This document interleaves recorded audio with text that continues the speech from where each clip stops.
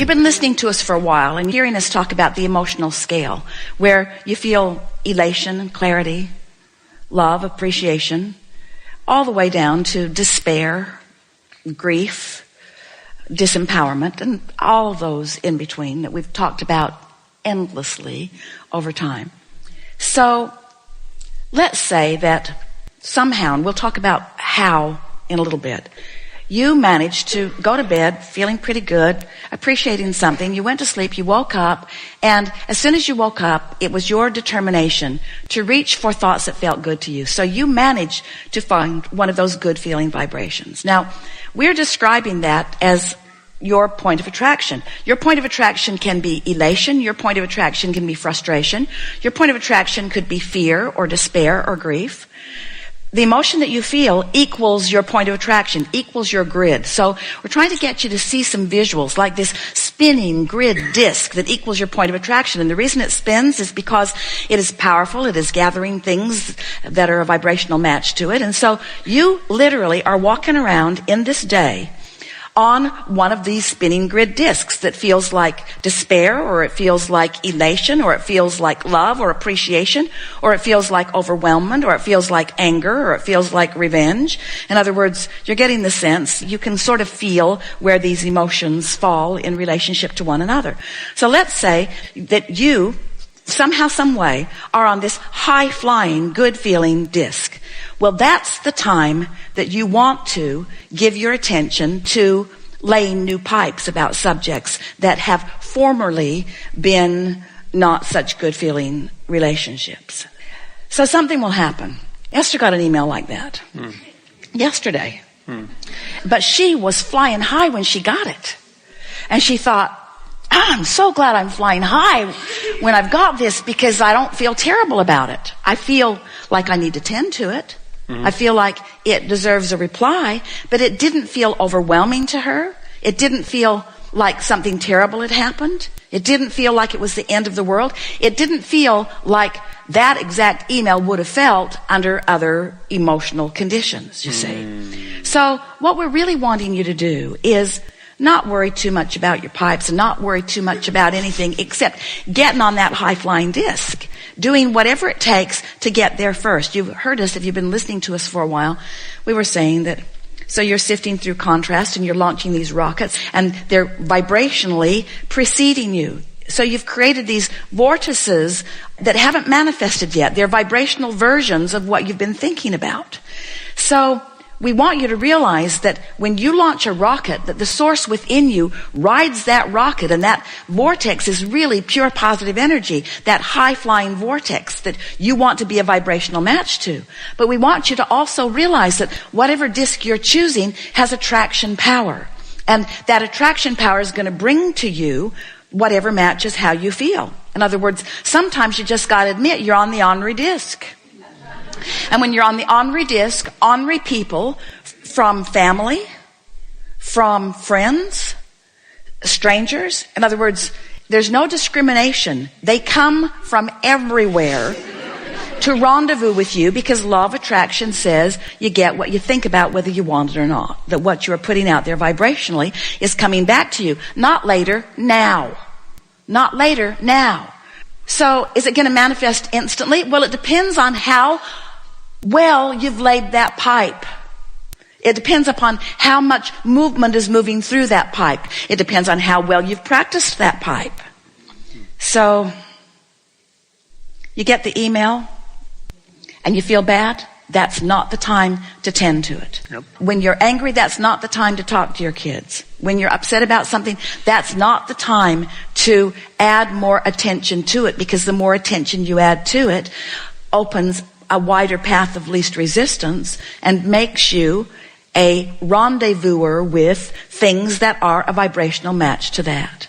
So if we were standing in your physical shoes, we would whittle this philosophy down to 2 deliberate points of attention and therefore action or behavior. We would care about our pipes, and we would be aware of our emotions. So we'd let the not good feeling ones just close up, from lack of attention and would let the really good feeling ones just get wider and wider with more and more specific detail that delights us. And we would be aware of our relationship on these spinning grids, and that would be our dominant intention. I'm going to get on the high-flying disc. I'm going to get on the high-flying disc. And here's the part that we so much want you to hear. If you should find yourself not on a high-flying disc, that's not the time to try to claw your way up. It really isn't. Time for another story. Best analogy we've ever given you that speaks to this. It's like you say to us, Abraham, I've fallen out of an airplane and I have no parachute. What should I do now? And we say, hang on, it will be over in a little while. Because there is a momentum going that no action is going to compensate for. And we would like you to feel that way if you're having a fight with someone that you care about. Hang on, it will be over in a little while, but it's not going to get better if you continue to have the conversation. And here's really, this is the thing that we really, if you can hear this, then you're home free on all of this. Oh, never mind. No. This is really, really, really a wonderful thing to understand. It will explain so much to you about all of your interpersonal relationships. So let's say you are on a disc of frustration, and someone in your life is on a high-flying disc.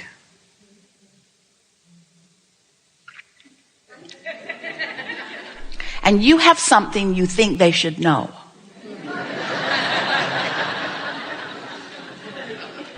So you open a conversation, and they clearly don't hear you because they're still smiling. They're not hearing you. And so one of two things has to happen. Either you have to join them on their high-flying disc, which is highly unlikely under these conditions, or they have to join you on the lower-flying disc, which is more likely because you're determined to be heard. So a lot of interpersonal relationships are coming to light, aren't they?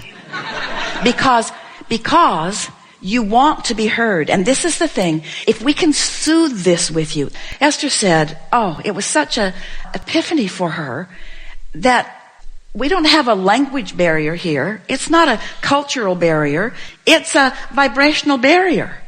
And she's not always claiming to be the one on the high-flying disc. In other words, if you're on a high-flying disc, don't try to explain that stuff to somebody who isn't. They're not going to hear you. And if you're on a lower-flying disc, don't try to explain anything to anybody ever anyway. Do you know that you could get 90 or more % of your life back if you just stopped trying to communicate those impossible things?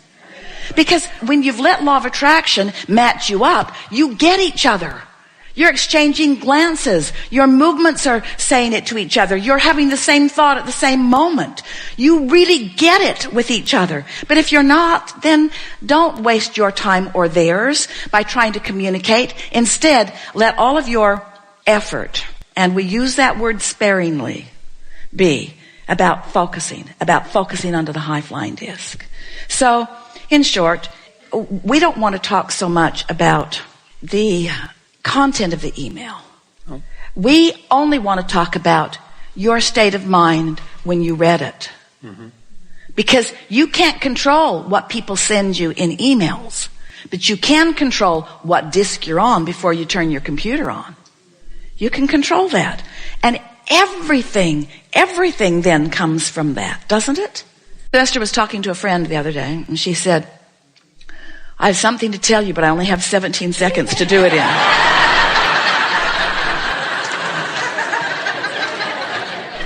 And we said, well, you've captured the spirit of what we've been talking about to some extent, but that wasn't exactly what we had in mind. Because we think if you're wise enough to know you're headed down the wrong path, you're wise enough to keep your mouth shut. We mean that in the most loving way. In other words, if you don't talk about it, you're going to shorten the path or just let it clog up from neglect. We have just a couple of things that we want to say to you, just as a sort of basis so that we all get off on the same vibrational wavelength. First, you are vibration. We've already talked about that. Next, you are always emitting a signal. So you're always transmitting a signal that law of attraction is responding to. Law of attraction is bringing to you thoughts and experiences that match the signal that you're offering. And as you're moving through your days, even though there are a lot of different subjects, you don't vary that much on the signal that you're offering. Because how you feel is pretty much how you feel. Now we know you have highs and lows and ups and downs. You're all sort of bipolar. You are. You are. Because you are sometimes in complete alignment with who you are and feeling your empowerment, which means you're tuned in, tapped in, turned on, you're full of enthusiasm. You just want to talk, you just want to share, you just want to move, you just want to exhibit the happiness that you feel, and sometimes not so much. And the reason that sometimes not so much is because sometimes you get focused upon things that you've been focused upon before that have sort of strong attraction power. So you can be up and down and up and down and up and down many times during a day. You just usually aren't that up and down. The tone of the day is sort of usually what goes through the day. You say, oh, this has been a bad day, or I've got out of bed on the wrong side, or I'm off on the wrong foot. We are certain at this moment that there is nothing important that we know that you don't know. We can feel that you have found resonance with some basic things that are important to who you are. And most important, we can feel that you feel sort of energized, maybe inspired is a better word, to offer some focus that we know is going to serve you in a really powerful way. It is such pleasure for us to interact with those like you who are determined and strong in your desire, who are willing and even patient enough to walk with us slowly sometimes to find these nuggets of clarity that you just feel resonance with. We have been saying for quite a while that we make too much of all of this. In our desire to simplify it for you, we go on and on and on. But it is our knowing that today you have found some simple steps, and we know you feel the resonance with who you are.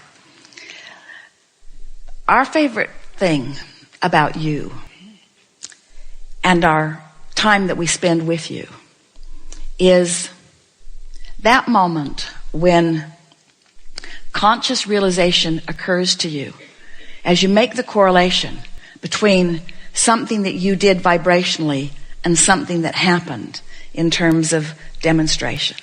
That's just the best for us. Not because it's a teaching moment and you've graduated to a new place, but in that moment, you and we are one.